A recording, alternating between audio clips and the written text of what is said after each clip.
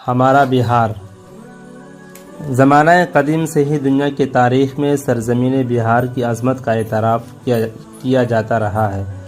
6 صدی قبل از مسیح میں یہاں 2 عظیم شخصیتیں پیدا ہوئیں۔ ان میں سے ایک گوتم بدھ اور دوسرے مہابیر تیردھنکر ہیں۔ جہاں تک گوتم بدھ کی شہرت کا تعلق ہے، چین، جاپان، سری لنکا اور آس پاس کے جزائر میں موجود ہیں۔ راجگیر، ویشالی، بدھ گیا اور چمپارن کے کئی مقامات میں ان کی نشانیاں موجود ہیں۔ یہی وہ سرزمین ہے جہاں ہزاروں سال پہلے راجا جنک رہا کرتے تھے۔ سیتا انہی کی بیٹی ہیں۔ بہار تمام مذاہب کا مرکز رہا ہے۔ یہاں وقتاً فوقتاً سالار غازی کا قافلہ آتا رہا تھا اور تبلیغ و اشاعت کے فرائض انجام دیتا رہا تھا۔